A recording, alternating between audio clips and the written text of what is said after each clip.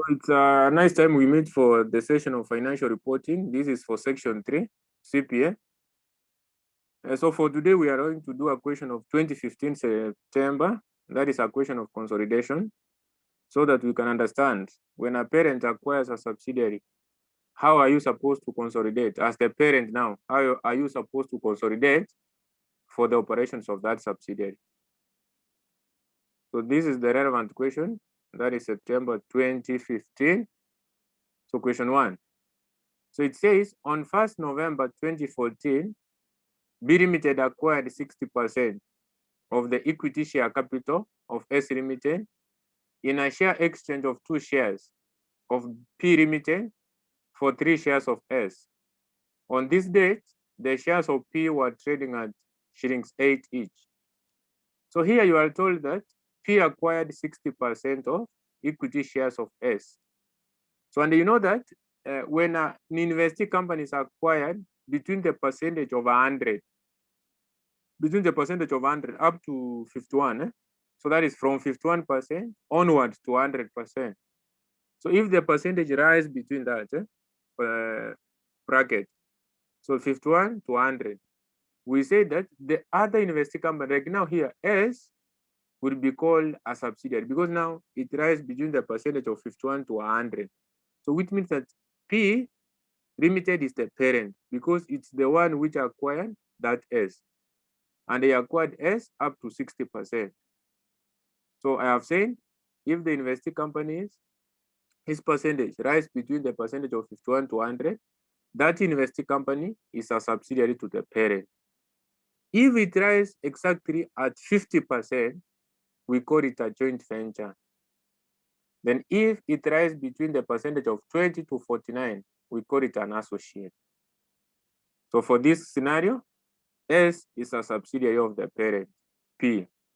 So when P was acquiring S, they did a share exchange. So remember that P must pay or must invest something in S. So when P was acquiring S, he paid S through an exchange of shares. So they did an exchange of shares. So I will come to determine how the share of exchange occurred later. Then you are told that below are the financial statements of the two companies for the end of 31st of March 2015. So income statement for the end of 31st March 2015. So you have revenue, cost of sales, distribution cost, administrative expenses, finance cost, then income tax expense. So you have a statement of financial position. So this one you are not even supposed to go through. You are not supposed to read those items. I'm just reading because this might be the first question for us, because it's anyway a first question. So we have assets, that is PP, investments, inventory, receivables, payables. We have a capital there, ordinary share capital, retained earnings, trade payables, and accruals. So I'm saying you are not supposed to go through the income statement and the statement of financial position because obviously, you know, an income statement contains incomes and expenses. So even a statement of financial position contains assets and liabilities, including equity items.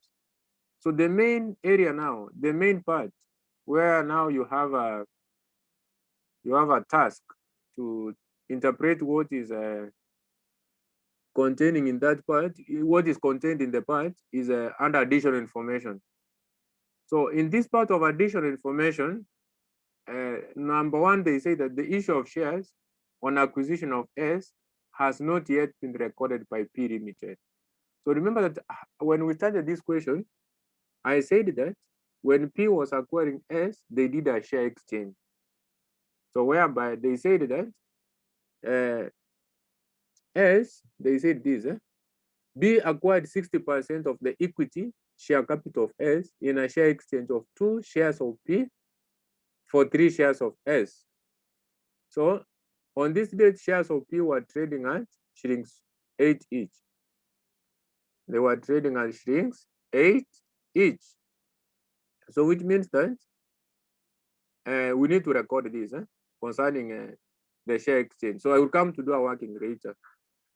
So number 2, as at the acquisition date, the fair value of S Limited's assets were equal to their carrying amount, except an item of plant which had a fair value of shillings 2 million in excess of the carrying amount.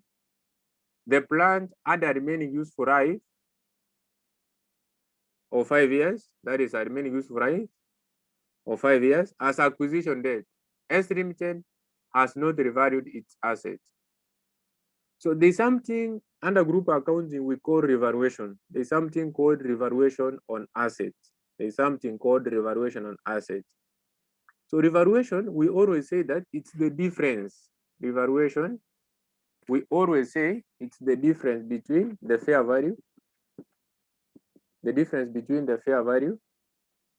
and the fair value and the book value. The difference between the fair value and the book value. So the difference between the two, fair value and the book value. So another name for fair value is also concerning market value. So the market value, and the book value is called net book value. So these are about net book value, or we call it carrying amount. This one we call it carrying amount. We call it carrying amount. And so that I was saying something concerning revaluation. So the difference between the two. So the revaluation of an asset. So when we say that there is revaluation, in order to determine revaluation in a question, you might be given fair value or a book value. So you will be given, for example, now here you might be given the fair value of 290, and this one would be given 250. So of which you know that the fair value of a certain asset is more than its book value. The fair value is more than its book value. That is obvious. Because now, for example, let's say you are dealing with a certain asset in your business.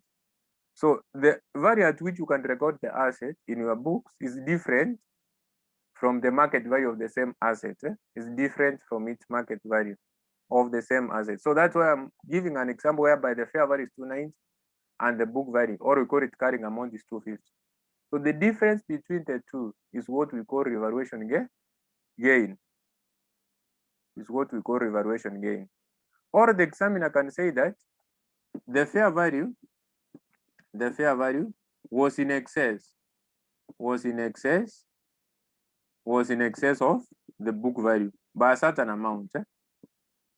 So remember that instead of using fair value, you can use market value.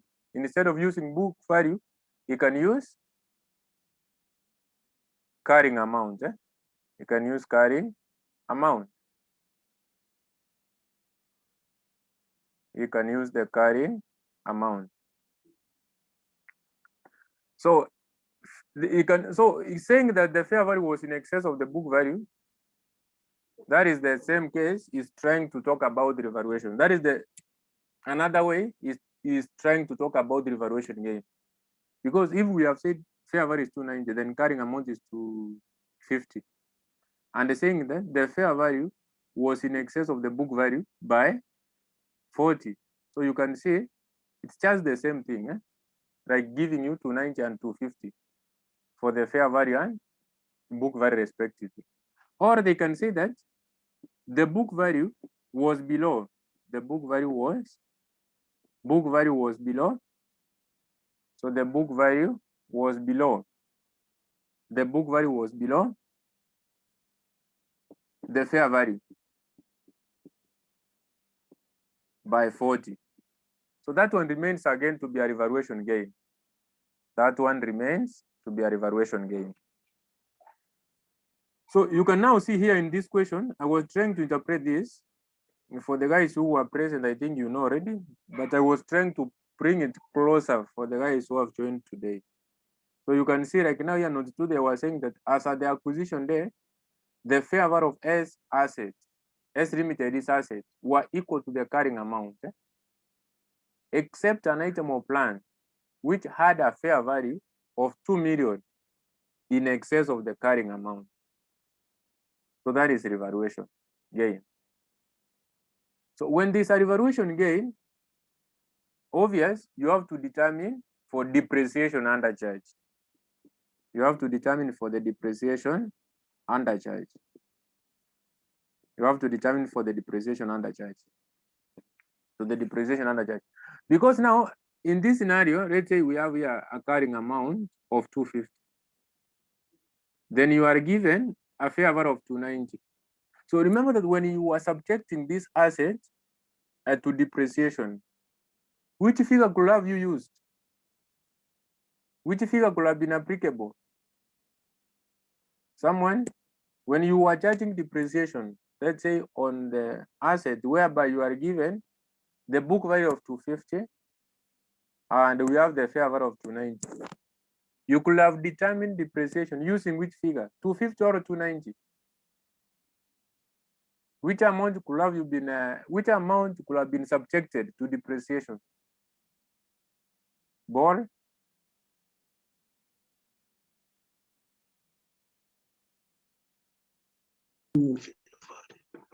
Sorry? 290. Why 290? Because the carrying amount is the net book value. It has already deducted the depreciation. So you could have said that book value is the one which had already been subjected to depreciation. So which means that already the amount which they could have subjected to depreciation is the 250, not the fair value. So the amount which had already been subjected to depreciation is 250. But now the asset, remember, it has increased in value to 290. It has increased by what? So the figure has changed by 40. So when you bring in a valuer to do valuation of this asset, it will tell you that your asset is worth 290. Your asset is not worth 250. So in real sense, it means that you could have used 290 to determine depreciation instead of 250. So which means that 40 was not 40 was not subjected to depreciation. They never subjected 40 to depreciation. That is why we say that they undercharged depreciation. That is where depreciation undercharge comes from. So instead of using 290, you used the 250. So which means that 40 was never subjected to depreciation. So we need to determine the depreciation which is inside this 40. And that will be our depreciation undercharge. And when there's a depreciation undercharge, there's this aspect of retained earnings being affected, and which another account? Because now it's an asset which has increased. So you have to adjust your retained earnings account, because obvious, if you undercharged your depreciation, profit was more. Then if you undercharge depreciation, the value of the asset again was more. So you need to correct that error. So what you will do to your PPA account is all about you have to do what? With depreciation undercharge, you have to debit or you have to credit. So with the depreciation undercharge, under the PPA account, you have to credit.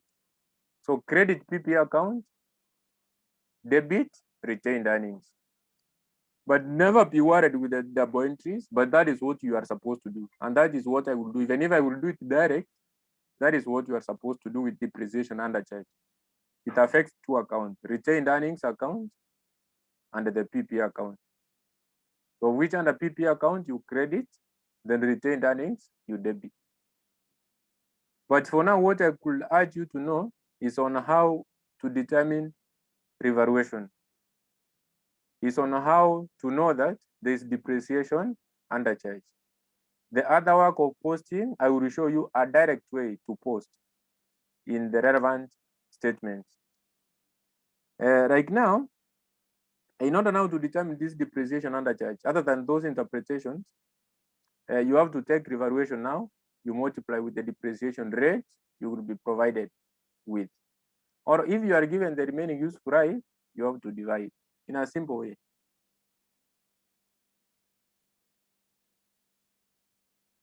So up to that point, we have interpreted the additional information number 2. So additional information number 2 contains revaluation gain on the assets of S Limited. Then out of that revaluation gain, there's a depreciation undercharge, because out of that element of 2 million, it was never charged, it was never subjected to depreciation. So we need to determine which depreciation is inside this 2 million. So that is why you have been told that the plants had a remaining useful life of 5 years as at the acquisition date. So we need to divide with that. S Limited has not revalued its assets. Then note 3, sales from S to Peterson. Peterson is just P. In the post-acquisition period amounted to 8 million. So S Limited made a markup of 40%. So shillings 2.8 million of these goods at cost to P Limited was still included in inventory on 31st March 2015. So this one means that, so here you can see that sales from S to Peterson in the post-acquisition period was 8 million. So this is an intergroup sale. The 8 million is an intergroup sale. Then when S was selling these goods to P, included a profit. They said S made a profit, made a markup, not a profit, made a markup of 40%. So a markup of 40%, that is a profit anyway. But now you have to ask yourself, so the other entity which received these goods, like now here, the one which received these goods is P Limited, which we call it Peterson. By the end of the year, did he resell the entire goods? Remember that our financial year ends 31st March. You can see even under the requirement here. The requirement, you are told to do an income statement as such. That is for the year, not as such. For the year ended 31st March 2015. So that is when the financial year ends. So under note 3, when these goods were sold by S to Peterson, of which S made a markup, so he included a profit. That is what they mean. Did Peterson resell the entire goods he received from S? So if he never resold the entire goods he received from S, it means that there is a profit he never realized. There is a profit he never realized, of which this profit was realized by S, because when S was selling goods to Peterson, Peterson paid. But now on the side of Peterson, he has not resold all of the goods. So out of the unsold goods, there is unrealized profit. So we have to determine the unrealized profit on these goods, which is unsold by Peterson. So that is why they say here, 2.8 million of these goods at cost to P Limited was still included in the inventory on 31st March 2015. So 2.8 one sold by Peterson. So out of that 2.8, we need to check the profit which Peterson never realized, because now there's a profit element inside there. So I will take those unsold goods, the 2.8. I will multiply with the profit margin. So if you are given a markup, I will show you on how to convert to margin.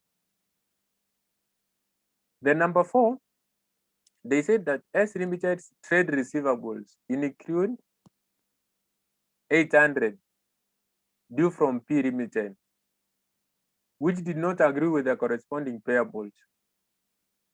This was due to cash paid by P Limited, which was yet to be received by S Limited.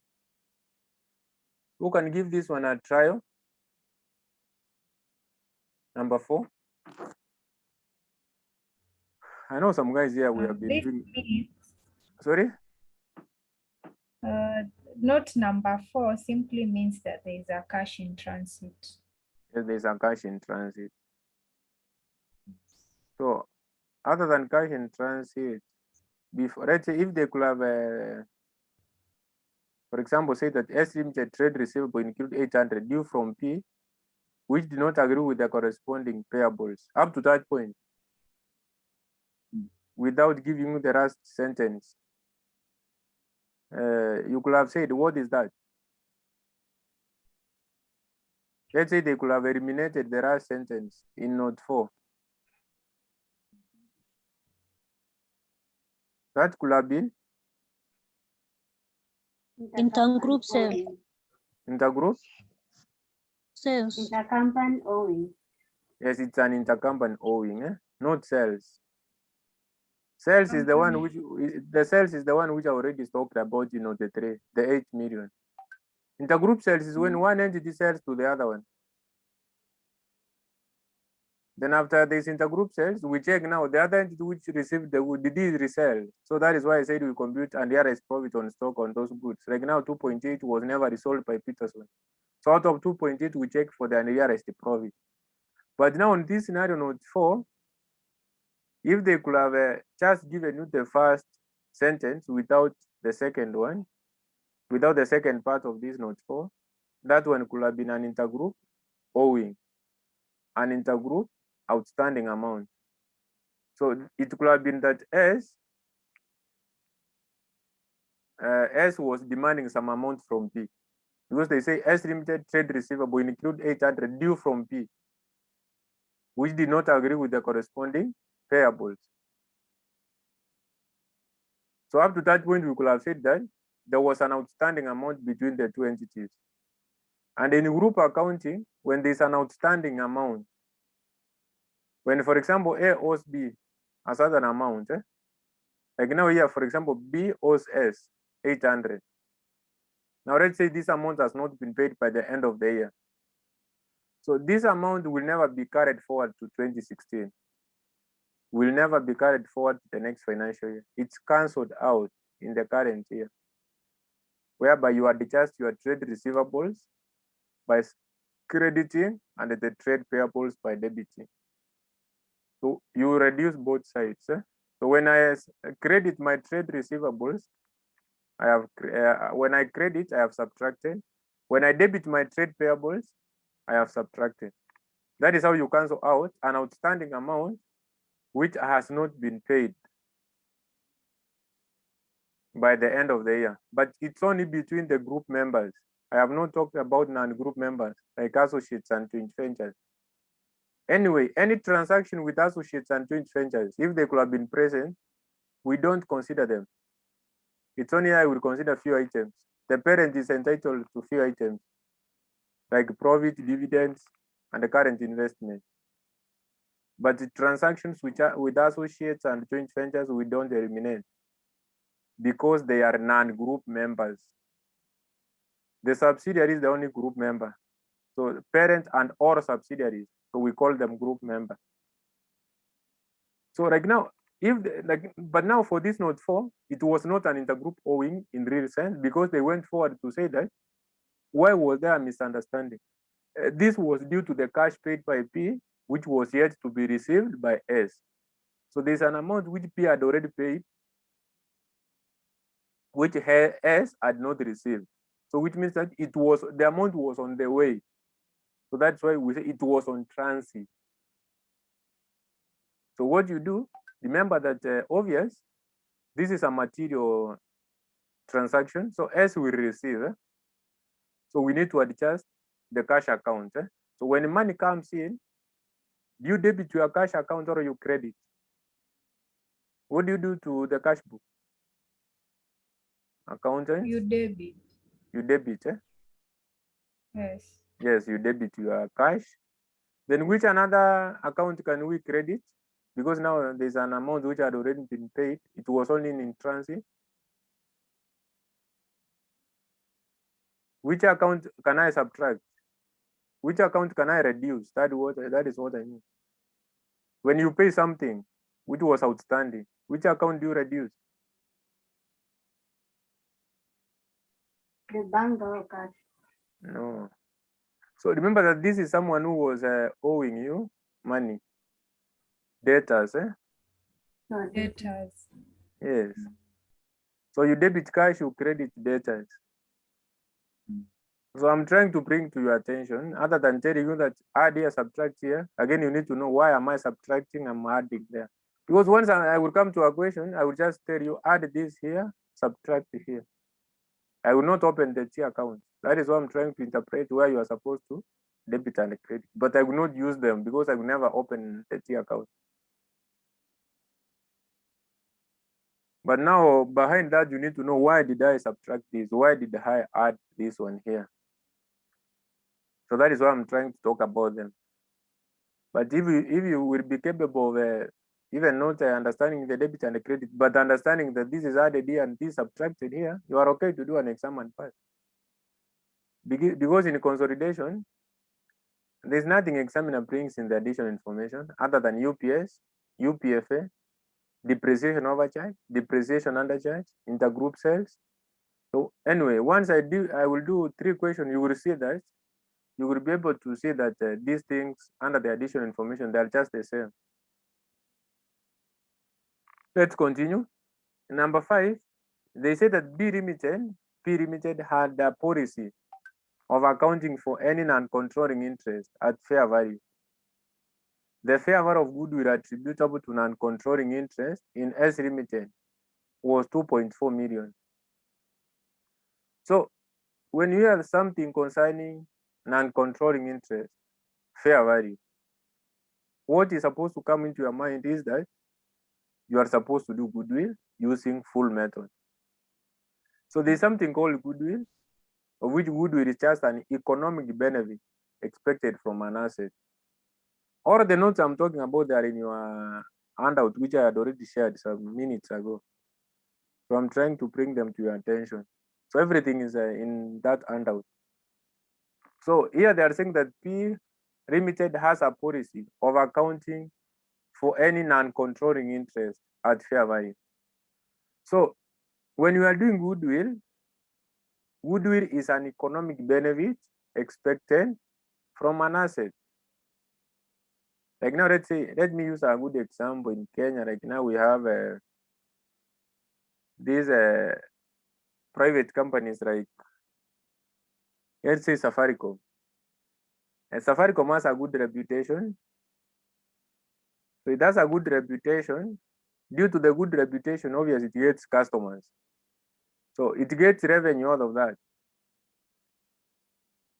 So out of the good reputation, it's getting more revenue. So that is an economic benefit expected from that asset. So when doing goodwill, we say that goodwill is the purchase consideration minus the share of net assets. Purchase consideration minus the share of net assets acquired. I will do it here. It's just I'm talking about it. So in order to use the full method, or I have said that goodwill is the purchase consideration minus the share of net assets acquired. We have methods of computing goodwill: full method, partial method. In order to use full method, you must be given the fair value of non-controlling interest. So the non-controlling interest must be stated at its fair value.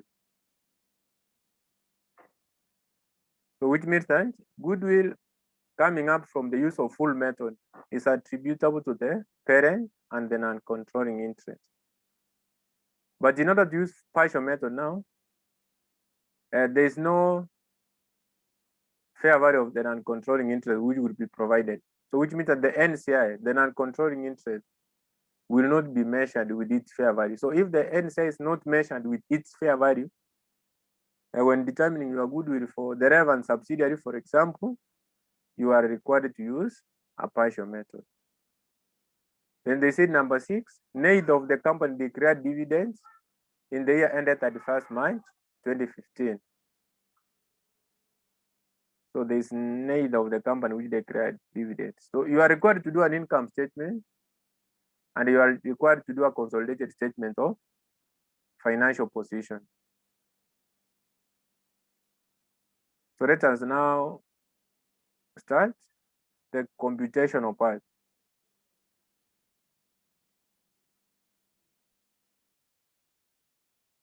So what you need to start with is just drawing the structure. So P acquired S, this is 60%.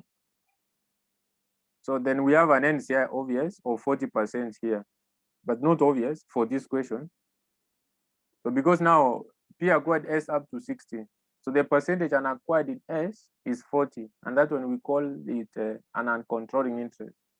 That 40 is attributable to the minority shareholders, the percentage which the parent never controlled in the subsidiary.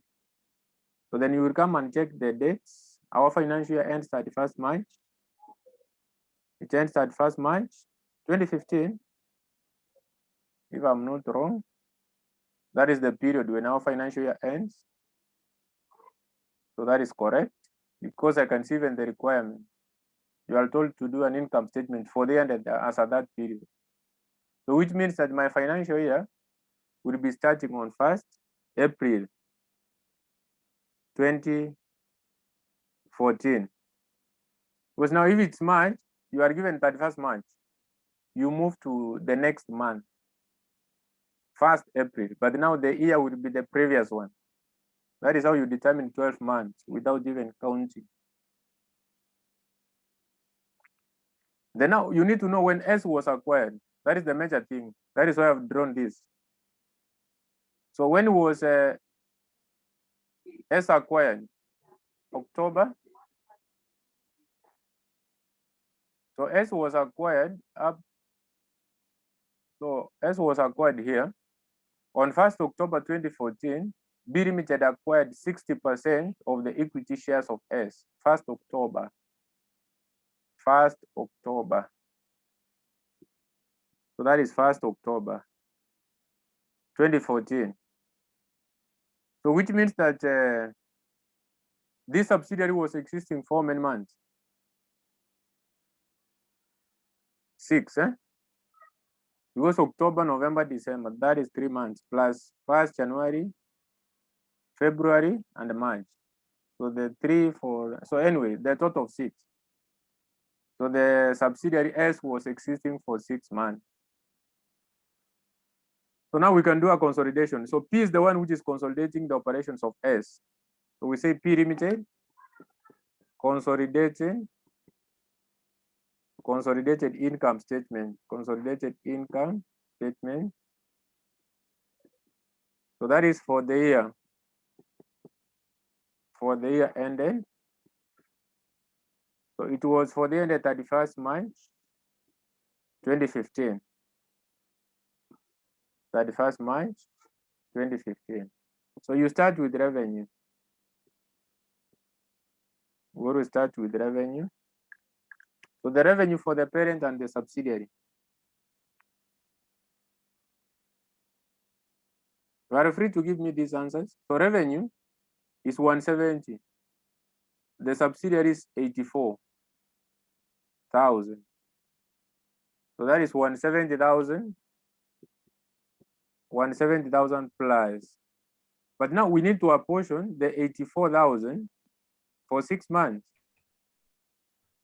We need to apportion that for 6 months. Because now S was existing for 6 months. Then under revenue, the only thing you subtract, the only thing you adjust there is intergroup sales.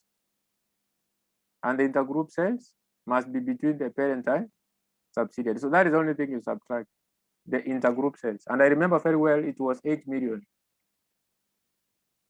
S sold to Peterson, goods worth 8 million. And it must have occurred in the current year under consideration. So right now, this one, first you check if this is between parent and subsidiary. For better, now here, the equation is between the parent and subsidiary. And what you need to check, did that sale occurred between 1st April 2014 to 31st March? So if we go to the where intergroup sales took place, that is not the 3. You are told that sales from S to Peterson in the post-acquisition period amounted to 8 million. Amounted to 8 million. So that is the intergroup sales in the post-acquisition period. Even it's in the within even the post-acquisition. Post-acquisition period is in the current year under consideration. So, and that is the only thing you raise there. Then you come back to the cost of sales, so which means that we are done with the revenue. And that is the way you always do it. So cost of sales, we take the parent plus the subsidiary. Take the parent and the subsidiary. Then we do the relevant adjustments. I will show you what to adjust there. So what about the parent? The figure for the parent?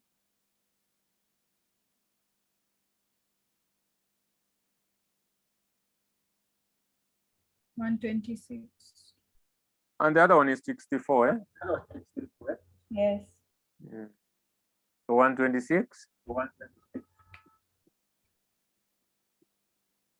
So plus 6 out of 12. So times 64. So what you always adjust here under the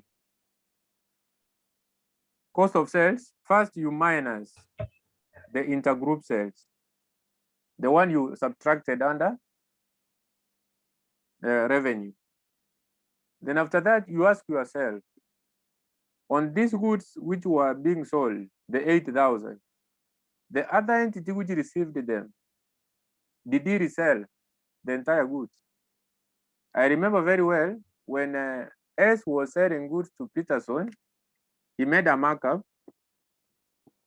He included a markup of 40%.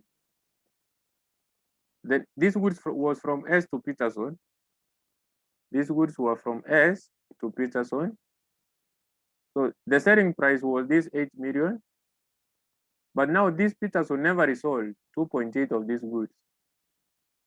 2.8 of the goods is unsold. So what you do, you have to determine the profit which was never realized under this 2.8 and realize profit on stock. So you take UPS is equals to unsold goods. So unsold goods times profit margin times the profit margin. So in order to change the margin to, that is, in order to change the markup to margin, like now here, this is like 2 over 5. Eh? That is still markup. So to change to margin, it will be 2 over 5 plus the 2. The numerator, you add it to the denominator. So it will be 2 over 7. So it will be unsold goods was 2.8 times 2 over 7. So and here is profit on stock. Yes. I think you have the calculators, so you can be able to give me the answers. So 2.8, you multiply with 2, you divide by 7. 800. That is 800. Eh? Yes. That is fine. So that is what you add back here. That is the UPS on closing stock. If there is UPS on opening, you subtract.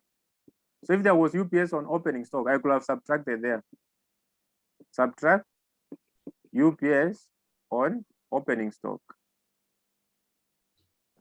So you add UPS on closing stock. Closing. Yes. Remember that this one was on the closing stock. Mm. Yes. So there was nothing concerning opening stock. There's nothing which happened the same way, but it occurred in the previous year. So then we have two remaining things you adjust under cost of sales. That is depreciation undercharge and the depreciation overcharge. So for the depreciation undercharge, so undercharge you add to the depreciation. So add depreciation undercharge. Then you raise overcharge. You raise depreciation overcharge. You raise the depreciation overcharge. So I said that in order to get depreciation undercharge, you must have an element of revaluation. You must be given revaluation gain. And revaluation gain, remember that I explained very well. There was a revaluation gain of 2 million. Because the fair value of a certain asset was in excess of the book value or the carrying amount. They used the carrying amount by a certain amount. They said that in addition information, I think number 2. In this addition information number 2, they said as the acquisition date, the fair value of the S's assets were equal to their carrying amount, except an item of plant, which had a fair value of 2 million in excess of the carrying amount. So that is revaluation. So in order now to get depreciation under charge, you must be given after that the rate or the useful life, the number of remaining years on the asset.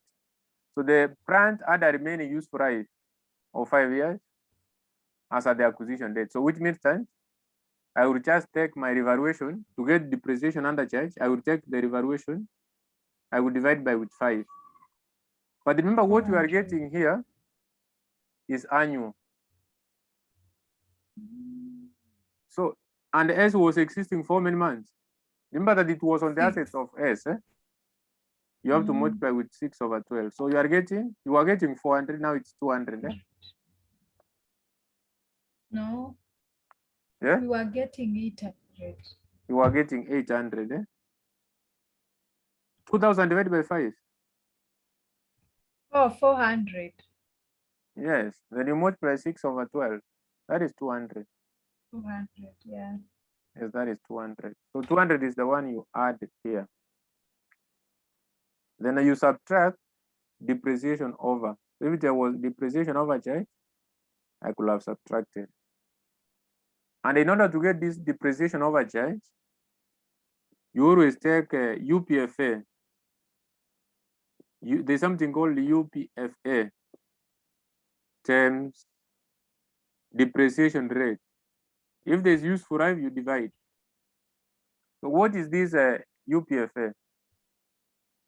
What is this UPFA?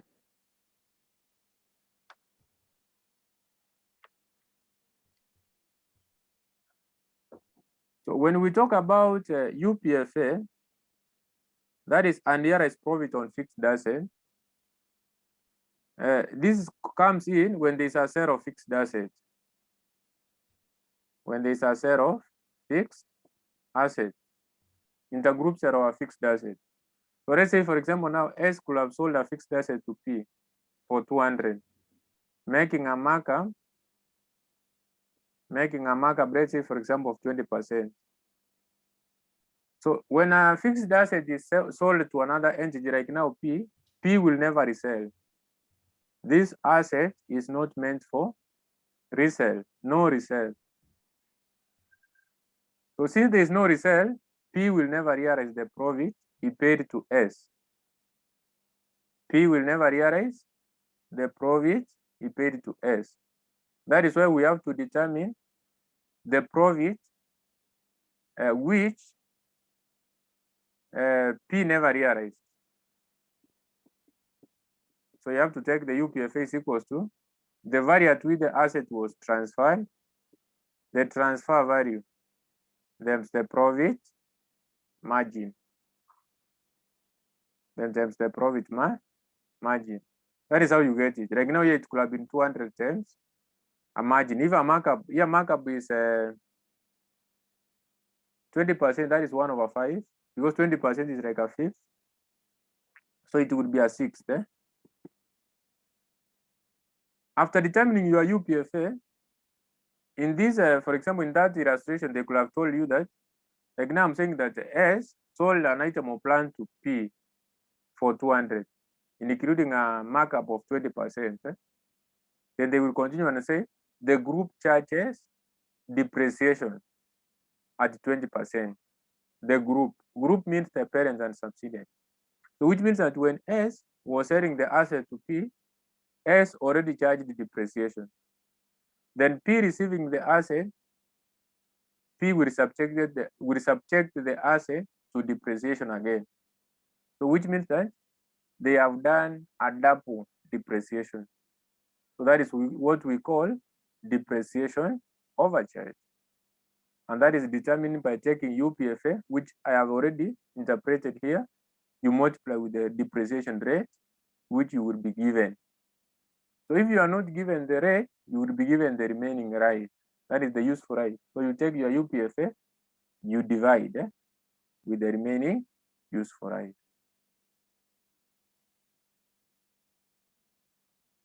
So that is fine.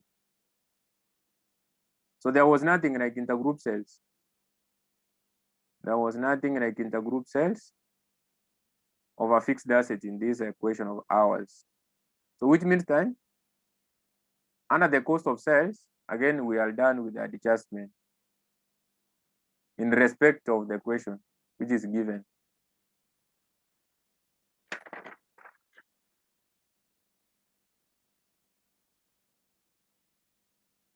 So even if it could be other questions again, that is the only adjustment you need to make under the cost of sales. So under the cost of sales, after taking the parent plus subsidiary, subtracting the group sales, the same you subtracted under revenue, add UPS on closing stock, subtract UPS on opening stock, add depreciation under charge, which is due to revaluation, subtract depreciation overcharge, which is due to the sale of fixed asset. You are done with the cost of sales. So when you take cost of sales, that is revenue minus cost of sales, you get gross profit. You get the gross profit. So after getting the gross profit, we have to move to this another part.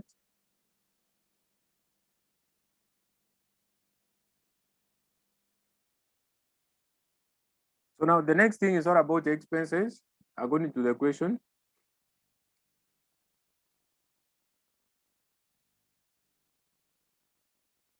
And the expenses, you can see we have a distribution cost, administrative expense, that is free marks, because just taking a parent plus subsidiary, and you remember to apportion the subsidiary. The same even with finance cost. Let us record very fast. So someone would be telling distribution, someone to tell me admin. So anyway, I can see this 4,000, 4,000. We have 4,000, 4,000. Then the other one is 12 and the 64. So we have a distribution. So for distribution, we have to take 4,000 plus 6 over 12 times 4,000. Then for the admin, we have to take, it was 12,000 plus 6 over 12 times 64. Yes. 64. Then now, before I record finance cost, I have to introduce what is called impairment. But I think you cannot see that there's impairment there. It's not there. This is comes in. And to get impairment, you have to do, yes, you have to introduce that. It is not in that format. That is what you introduce first as a first expense, which is not in the one income statement you are given. You can see the next thing here is finance cost. Before I consider this finance cost, I will introduce impairment loss. And you know what is impaired? Which type of asset is impaired? The goodwill. Goodwill. So which means that we will come right and do goodwill to determine that impairment. So that one will be done later. In your exam situation, you do the same. Never rush to do goodwill. You have many marks to score other than that one mark for impairment. So you will come just and write a profit before interest and tax. Before interest and the tax. You will write before interest and tax. Then now that is when I will raise now interest. This interest is finance cost. So the finance cost there is someone. So I think I shared this with you guys in the WhatsApp. 600 and 800. Yes, 800. So if you can be doing that, you can move very fast. So that is 800 there. So that we say profit before interest and interest before tax. That is now. Before we have already subtracted. Then we raise tax. Yes. We raise income tax. So the income tax is 9,400. 94 and And 2,800. So 94 there and the 28. Yes. 94 plus 6 over 12 times 2800. So I can say that here we have profit. After tax. So that is after tax because already we have subtracted tax. So that is after tax. So remember that the parent has been consolidating the subsidiary entirely. And you know that the parent doesn't control that subsidiary 100%. He controls the subsidiary up to which percentage? 60. 60%. So there's this element of 40%, which is for the minority shareholder. Yeah. So after getting a profit after tax, you have the opportunity to share. He has the opportunity to share some amount.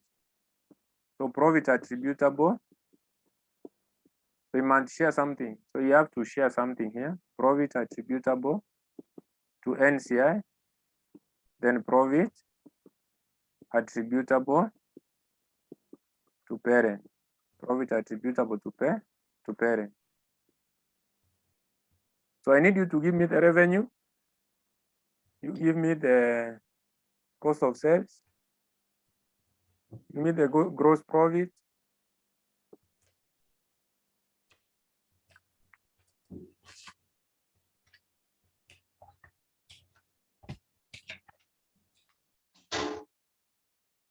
So we can be able to say that the revenue is 204,000 minus cost of sales of 151. We are getting a gross profit of 53,000. Then our distribution is there, 6,000. Admin is 15,200. Finance cost is 1,000. Then income tax is 10,800. So the only thing which is remaining here is concerning impairment loss. But impairment loss, to get it, first you have to do goodwill. So you have to compute goodwill. So after computing the goodwill is the one which is supposed to be impaired. And you know that for goodwill to be impaired, you have to be told by the examiner that the goodwill right now, remember that P will compute the goodwill of S as at the time of acquisition. So when P will compute the goodwill of S, the examiner must tell you that the goodwill which was arising from S was impaired by a certain percentage. So without wastage of your time, if you want to finish your income statement very fast, you have to check first, even before you go to compute that goodwill, did the examiner provide that percentage of impairment? If he never provided the percentage of impairment, there is no impairment. But if he provided the percentage of impairment, you have to go forward and do goodwill so that you determine the impairment.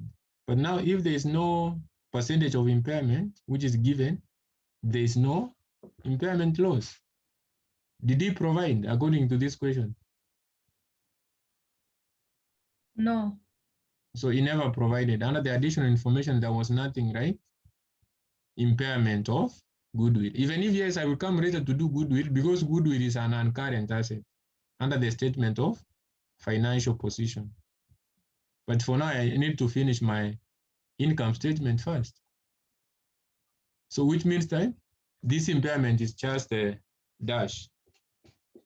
And that implies that you can get profit before interest and tax, the profit before tax, and even the profit after tax.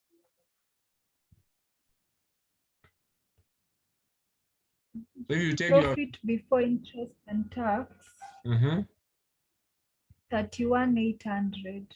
so this is 31,800 minus 1,000. 3,800. So which means that this is 20,000. So this 20,000 is what the parent has consolidated. 20,000 is what the parent has consolidated from the subsidiary was controlling. But he was controlling this subsidiary up to 60, not 100%. So out of the 20,000, the parent is supposed to share 40% to the non-controlling interest. But you cannot take direct 40% you multiply with the 20,000. You would be wrong. in order to get this profit before, that is not profit before, in order to get this profit attributable to NCI, you have to adjust the profit of the subsidiary, because now the NCI, the non-controlling interest, is that percentage which is unacquired in S, and the S here is a subsidiary. So you need to adjust.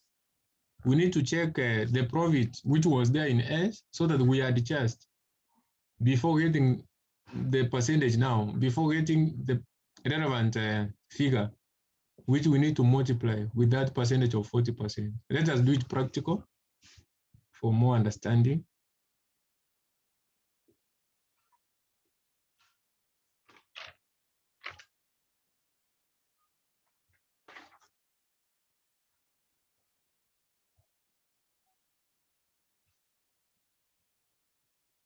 So now for your understanding, in order to get that profit attributable to the NCI, I've said that you have to adjust the profit after tax in that subsidiary, which is S. So we have to start with the. So remember that we are looking for the profit to NCI. So the profit to NCI. So we have to start with profit after tax. Profit after tax in subsidiary. So the profit after tax in subsidiary that is what is supposed to be adjusted.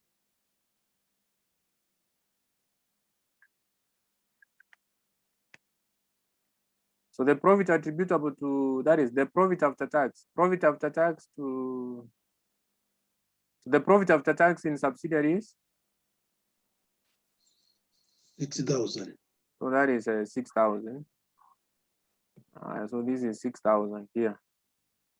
Profit for the year, the one which is after tax. Profit for the year. But you know that that S was existing for 6 months. So which means that you have to take the 6,000 times 6/12. So you get 3,000. So we need to adjust this profit. This profit might be overstated or understated due to the transactions maybe which occurred between that parent and this subsidiary. Right now, if this subsidiary sold goods to the parent, you have to subtract UPS. So res UPS. But if sales upstream, who sold to the other entity? Who sold to who? Did S sell to P or P sold to S? I remember it was S who sold. Yes. And Subsidiary sold it to parent. and our UPS was? UPS was 2.8. 800. UPS 800. was 800. Oh, yeah. Yes. So we took the unsold goods 2.8. Unsold goods was 2.8 times profit margin. Profit margin was 2/7. So 2.8 times 2/7. We got this one. So this one I'm subtracting. But I'm subtracting because if this subsidiary sold to the parent, like now he sold to the parent never realized this 800, which means that the profit of this subsidiary is overstated by this 800 with the parent never realized. So the profit of the subsidiary was overstated by 800, of which the parent never realized. We rest.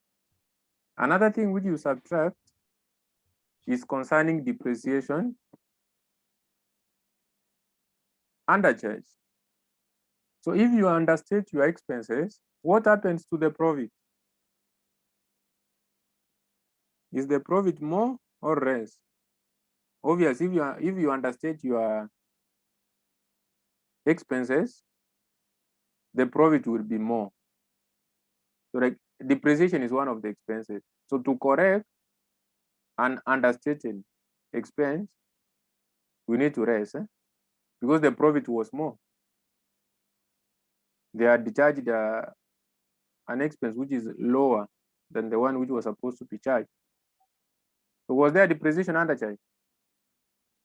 I said it comes out of revaluation. We took revaluation of 2 million, we divided with 5 years. 25, the 200. The 200. Yes. Then we add a depreciation overcharge. Because now if you overcharge your expenses, you have understated your profit. So you have to correct that by adding back what you overcharged. But there was none. There was none. Because now, in order to determine that, you must be given UPF.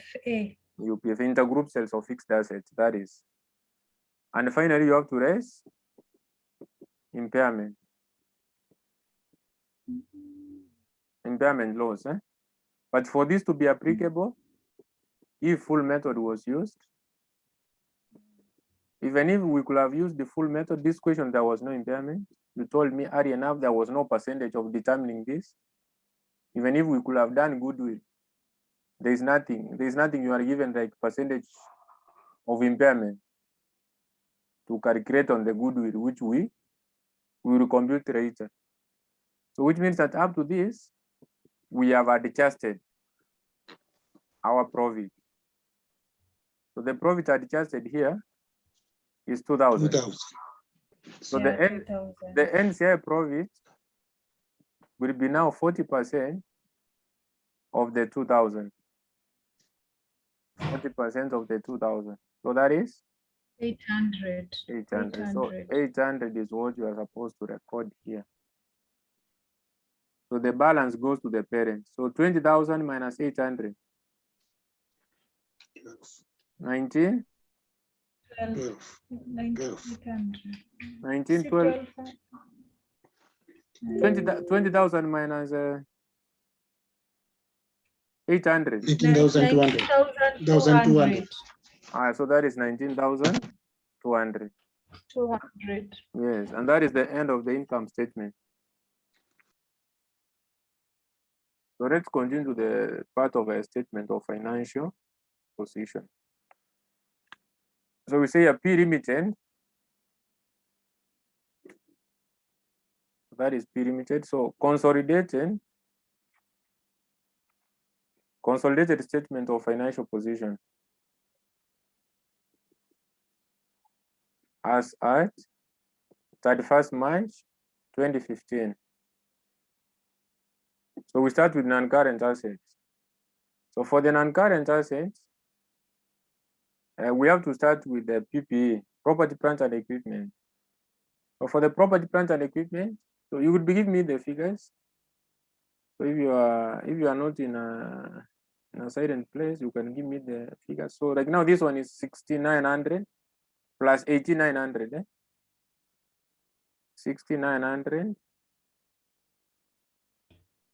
Plus 18,900. 6,900 plus 18,900. That way. Yes. Yes. So what you always adjust under PPE is revaluation. So if there is revaluation, it increases the value of the asset. Remember that PPE, property, plant, and equipment, are all tangible long-term assets which are aggregated together and named as property, plant, and equipment. So when there's a revaluation, it means that the asset has increased in value. The relevant asset, which is included under PPE. That is why we add it back to the relevant assets. That's increased in value. So due to revaluation, I said you have to determine depreciation undercharge. So due to this, you have to raise depreciation undercharge was 200. 200. Yeah. Then after that, if there was a UPFA, you raise. Then you add depreciation overcharge. Because now practically right now, if it was a T account, what I could have done, I'm avoiding this T account because you find that they are a bit difficult for students. So if it's a a T account, I could have taken P and S. You know that if there's revaluation, we have to debit here, then credit the revaluation account. Then after this, if there's revaluation, there's depreciation undercharge, which you raise here, undercharge. And this one is debited under retained earnings. Then after that, you have to ask yourself if there was an intergroup sale or a fixed asset. If there was an intergroup sale or a fixed asset, one entity never resold, which means that one entity which never resold that asset never realized their profit. So if it never realized their profit, it means that the profit of one entity is overstated. So we have to adjust the retained earnings and this PP account. So for retained earnings, you have to debit to correct that profit which is overstated by one entity. When you debit retained earnings, you have corrected, you have reduced the profit. Then you have to credit this with the relevant UPSA after debiting under the retained earnings. Then due to this intergroup sales or fixed asset, we said both of them, they would charge depreciation. So they have overcharged depreciation on the asset. They have understated the value of the asset. So in order to correct that, we have to add back what they overcharged. So we debit here. And that is what I have done in a direct way. That is what I have done in a direct manner.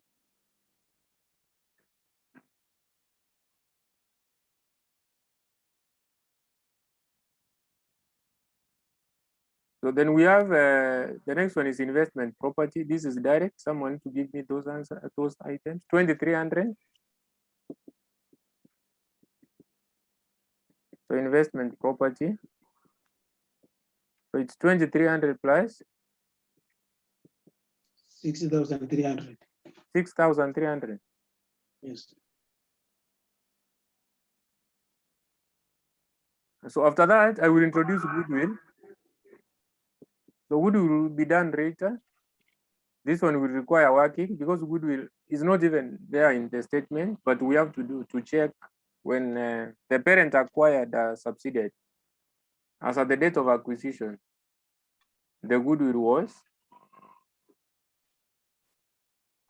So after that, we have to go to inventory, receivable, then bank.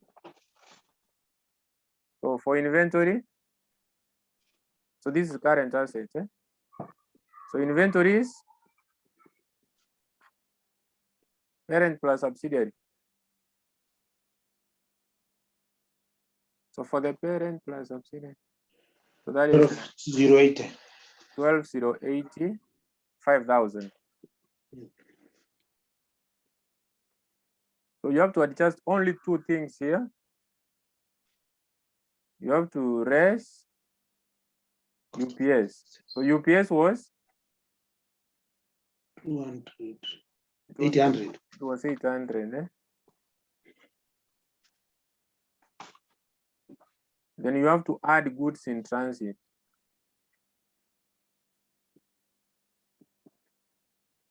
Remember that if there was some goods which were on transit and they were being on credit, they were sold, let's say, by one entity on credit to the other one. They were on credit. For example, S sold goods to P on credit, but the goods were on transit by the end of the year. They were never received by the other entity.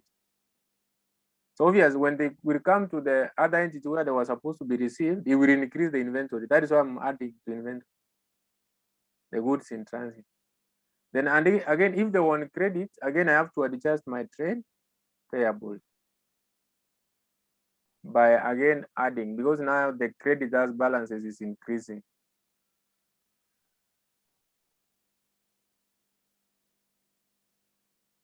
Then for the receivables, 11,920 na 49.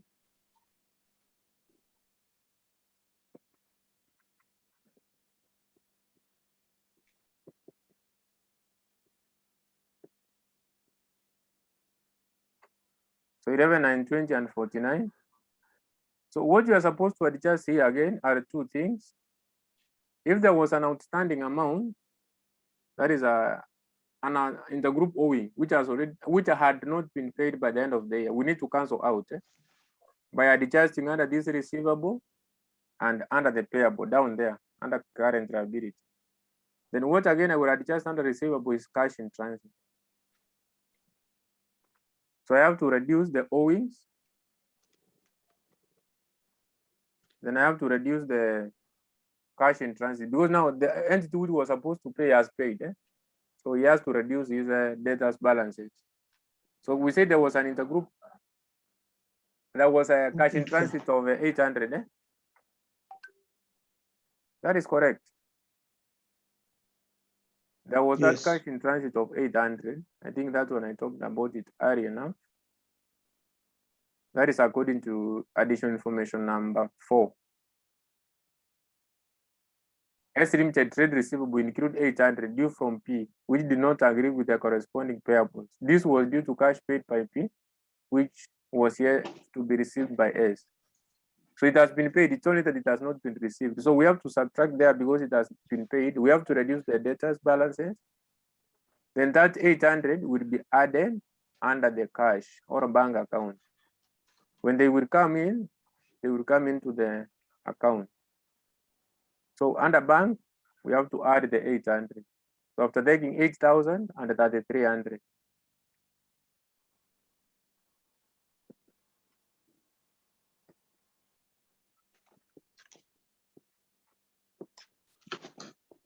So we have to add the 800. So up to that point, we have total assets.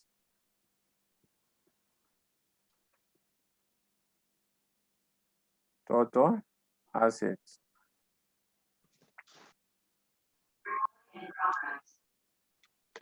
Then we have to talk about equity and liabilities.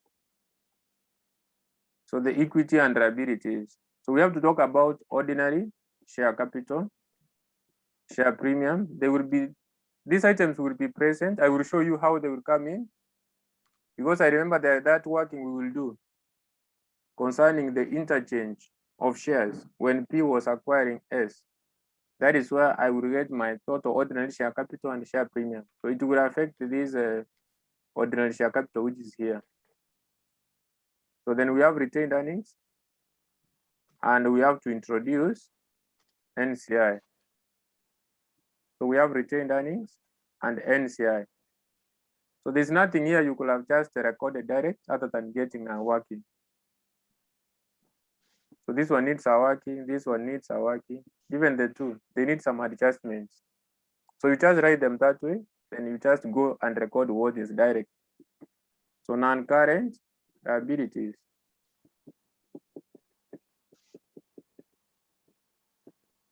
So for the non-current liabilities, we have 10% loan notes. 10% loan notes. So 6,000 plus 800 plus 8,000. Then we have current liabilities.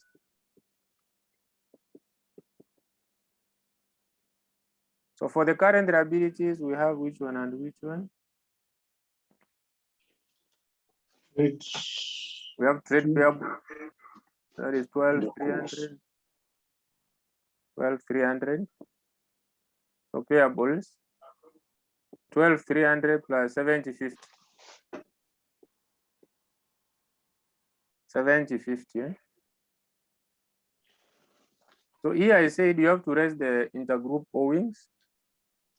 There was no owings. That is how you cancel it out. Because already we have subtracted under receivables. Again, you have to subtract under payables. When you subtract under receivables, you have credited.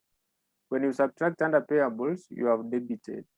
So you have canceled out the amount which was outstanding and it has not been settled by the end of the year. Then again, I said the goods which were on transit, if they were on credit, remember we have to increase the payables. Then once they will be received by the other entity, that is why I added the goods in transit to inventory. They will increase the inventory account. So we have to add here. What you are supposed to add here is goods in transit. Then finally,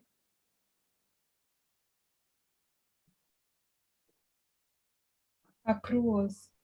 there's these accruals, 41, 2350.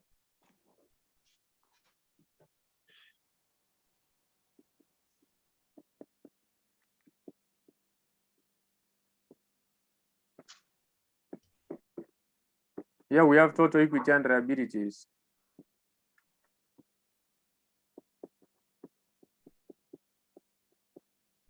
So give me the answers for the PPE, investments, inventory, receivable, bank. PP. So let us do the workings for the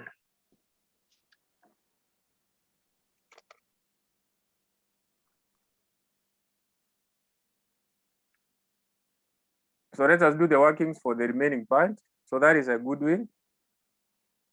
That is the first one. So for goodwill, you are supposed to use full method to do goodwill because you were told that they had a policy to measure the NCI at its fair value. So which means that the goodwill you will be getting from the use of full method goes to the parent and it goes to the NCI. So you have to start from purchase consideration.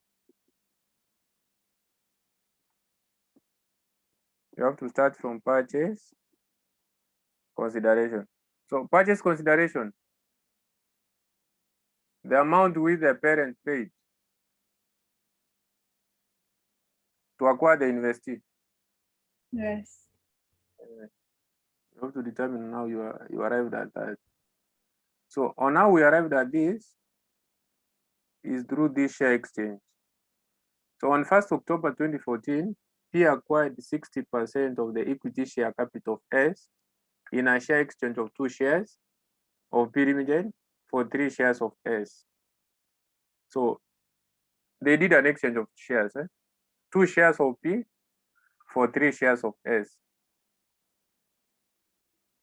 So 2 shares of P for the 3 shares of S. So you have to check how many shares were there in S, because S is the one which was acquired. S raised the capital of, you go now to the ordinary share capital of S under the statement of financial position.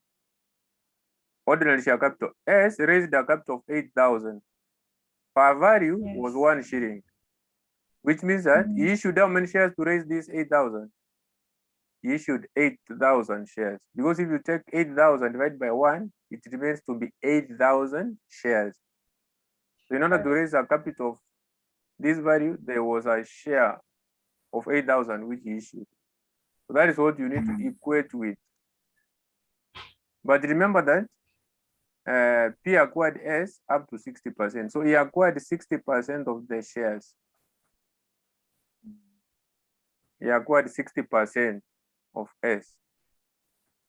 So that is 2 over 3 is equal. What about 4,800? So take 2 times 4,800 divided by 3. Yes. So you are getting 3,200. so 3,200. So P 3,200. acquired, you will get P acquired 3,200 shares. P acquired 3,200 shares in S. In S. So now to get the ordinary share capital, you have to record at par value. So the par value was 1 shilling, according to the statement of financial position. Yes, that is how I'm getting the ordinary share capital. But now to get, there's a share premium here. And the share premium comes in on the amount which is paid in excess of the share capital. Any amount in excess of the capital, we call it a share premium. Remember that the shares of P were trading at 8 shillings. 8 shillings. So the amount in excess of the share capital is 7. 7. So that is 8 minus 1. 1. Yes, 8 minus 1. 1 is the par value. This was the market value.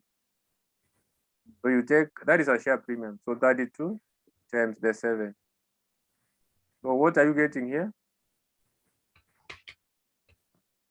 22,400. 22,400. So if you add the 2, that is how you are arriving at 25,600. So it was never given direct. Yes. That is what we say, that when you give a student something, maybe to assist him or her to pass, you have to tell him on how to use it.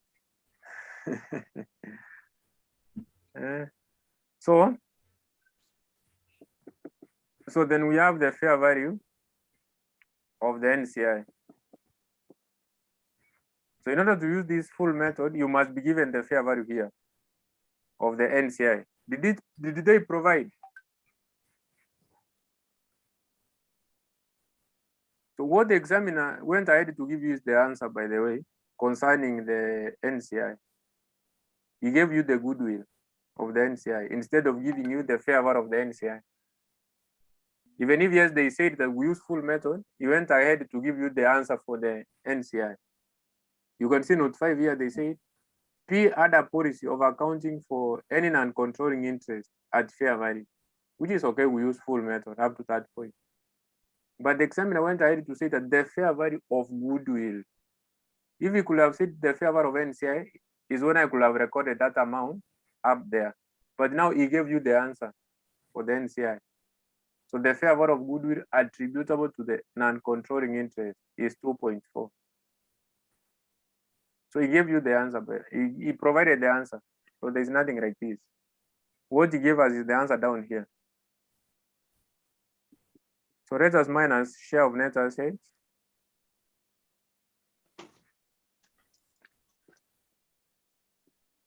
So we have ordinary share capital. And the ordinary share capital, remember, we are using is for S. And what we are doing here anyway is P is computing the goodwill of S. P is computing the goodwill of S. So the ordinary share capital here you pick is the one from the statement of financial position. This one, ordinary share capital, 8,000. 8,000. So we pick 60% of 8,000. That is 48. 48 or something like 8 times 6 is 8 times 48. 48. So this one, remember, we have the answer. If we could have been given the favor of the NCI, I could have recorded here. Then in order to get this, I could have again taken 40% of this to record here. But for this already we have the answer. So next is all about the retained earnings. Those are the only two we have. Then the third one is revaluation reserve under the additional information. So we have the retained earnings and revaluation reserve. But now for the two, retained earnings and revaluation reserve, the figures you have to use is the one which must be as acquisition date. And remember, goodwill you are computing as acquisition date when the S was acquired. When was S acquired? So let me interpret very fast. First October. October. Did they provide the retained earnings as October? No. No. So we need to determine. Yes. So you need to determine the retained earnings as October, because now it's 6 months, 6 months. So as at this date, as October. So what they gave us is the retained earnings for the year. And remember that we are dealing with S. Then they provided the carry down. So the carry down is the one which is in the statement of financial position. Because the transaction in the statement of financial position is as at the end, which is 13,000. This one is as the end, 13,000. This is the one which is here. Then profit for the year is? Profit for the year is? Profit for the year. 6. 20,000. No, we are doing the goodwill. That is what I've been disqualifying from your mind. P is not computing his own goodwill. P is computing the goodwill of that investee company he acquired. 60%. So which means then it's 6,000. Profit for the year is 6,000, not 60. 6,000 is the profit for the year. This one. So in order now to get the profit as not the profit, but the retained profit as at this date, remember that you have the carry down 13. So what I will do, you have the profit for the year 6. So if you can be able to minus this, you will remain with the as at this date. So which means that I will minus 6/12 times 6,000. 6,000. So I will remain with 10,000. And 10,000 is the retained earnings as at this date. So that is what you take 60% times 10,000, which is 6,000.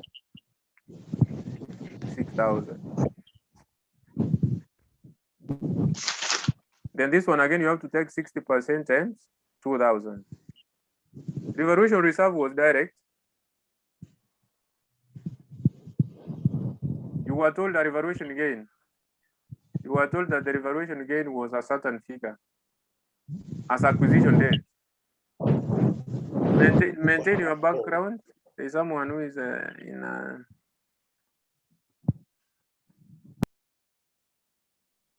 So they said that note 2, as at the acquisition date, the fair value of S assets. You see, this revaluation was as acquisition date, the 2,000. I said revaluation is all about the difference between Carrying amount. and Fair fair. value and carrying amount. So that is 2,000. So that is 1,200. So give me the answer for the parent. This one you have already the answer. 2.4.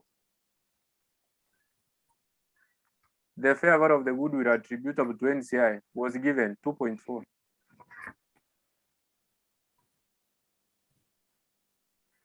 What about the parent?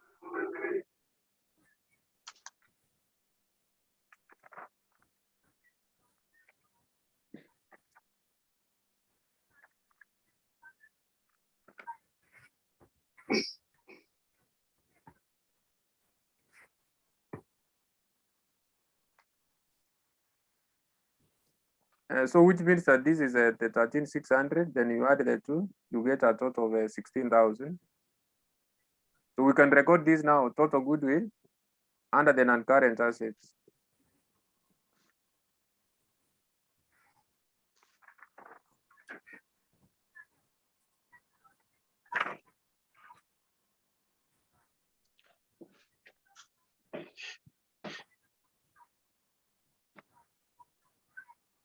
So that is 16,000. Then there was a capital, the ordinary share capital.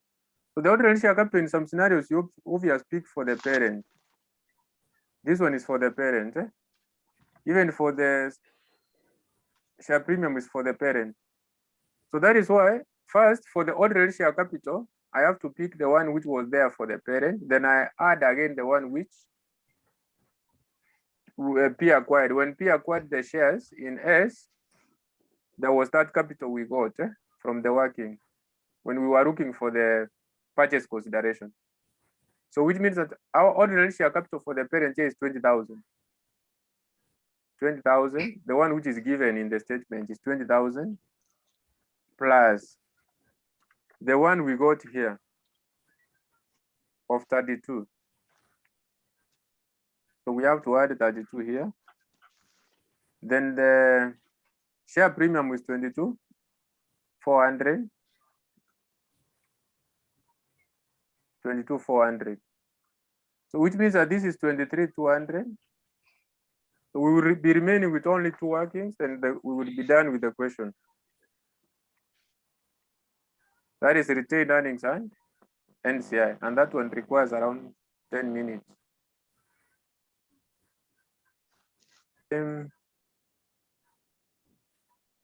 So anyway, that is fine. So the next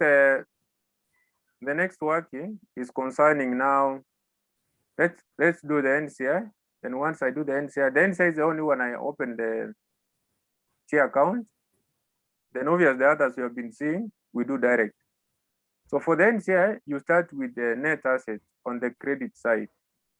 And the net assets you put on the credit side are the ones which are direct from the statement of financial position, the ordinary share capital, retained earnings, and there's one which is under the additional information, revaluation reserve. So the ordinary share capital was 8,000. You pick 40%. Remember this is the NCI, 40% of 8,000. So the 8,000 is the one which is here. Let me show you.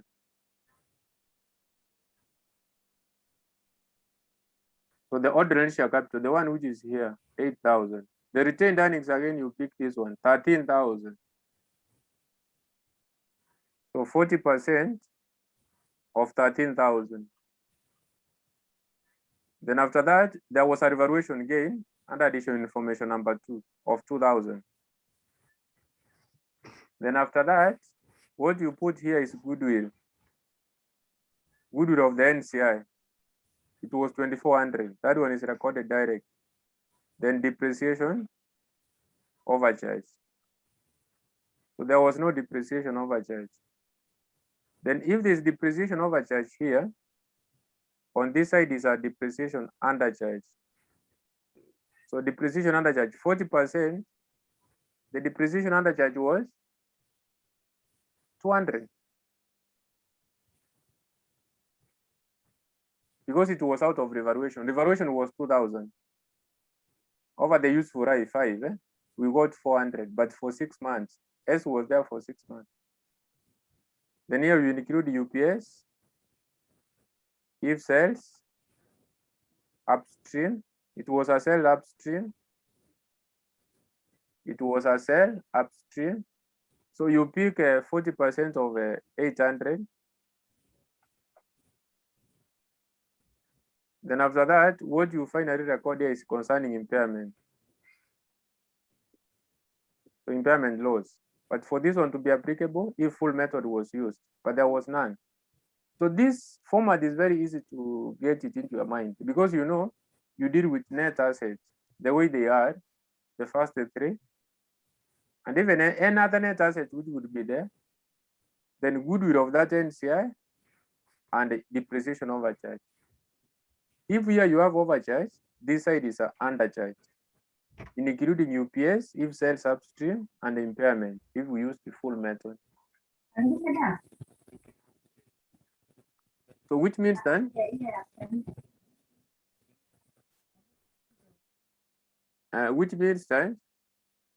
ordinary share capital is 3,200. Retained earnings? 5,200. So 5,200. This one is 800. 800. So this one is 80. This one is 320.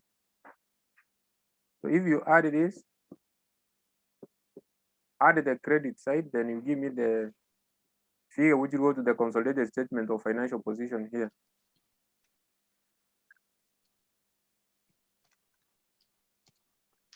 $11,600. So 11,600. And this is 11,600. So which means that this is 11,200, because this is 400. The rate has finished with the retained earnings as our last working.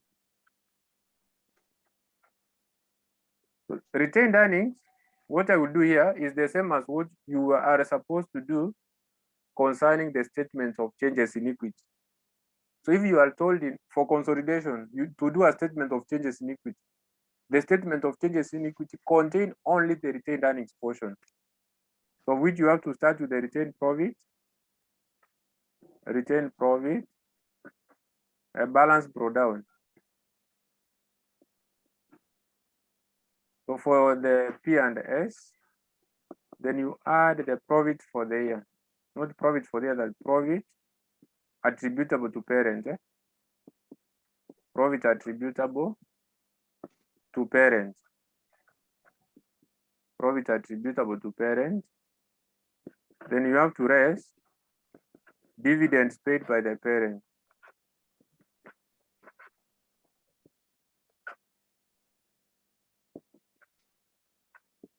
So in your question, you were told that none of the entity declared dividends.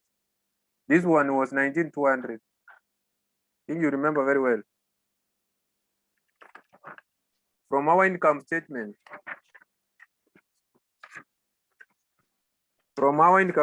we got the 19,200, the profit which was attributable to parent.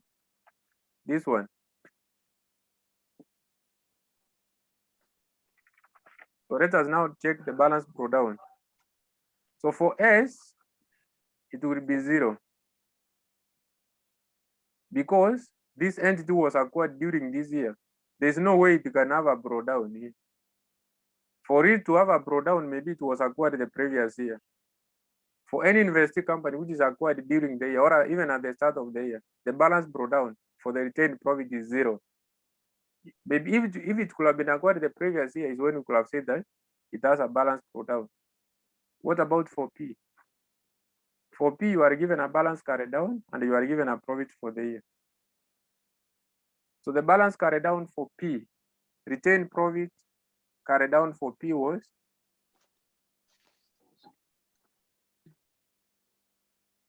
so you pick this.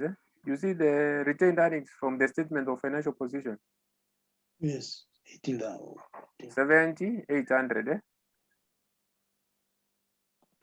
7,800 because now the statement of financial position is the one now as at the end.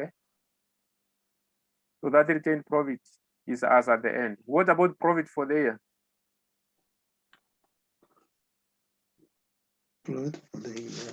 For P, you go to the income statement. 18,000. Correct. 18,000. You can be able to get this one brought down here. You could take this, you minus this.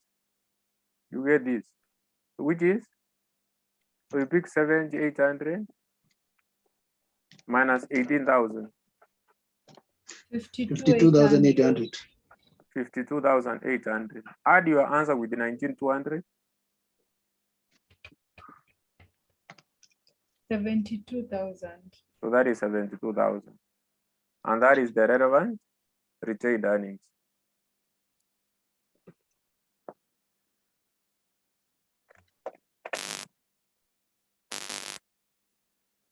So what you do, fix the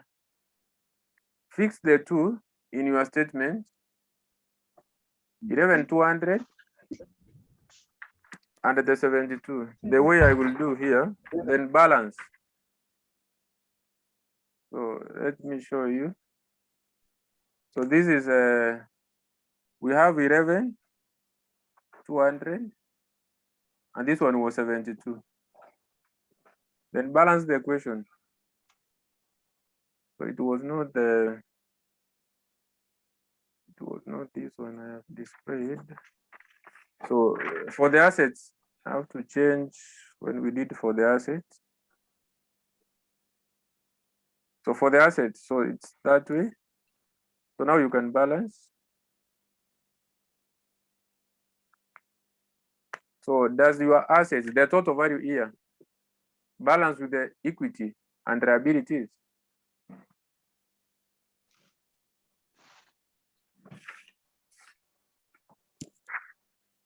Yes. So for the assets is 168,600. 168,600. Then this one is 168,600. Yes. All right, so that is how you are supposed to do this question. But before we went forward to do a lot of workings concerning retained earnings, NCI, Goodwill, you realized the first way you are supposed to do a question without using a lot of time to get most of the marks, which are free, which needs read through time. Remember that there's time management in an exam. You need 36 minutes to do a question. Are you capable of doing that? So if you can do the way I did first before I go back to the working, you are okay. So if you don't have even time to do the working, you can just leave them because you are sure that the other items you have recorded, you are okay with them. You can be able to score good marks.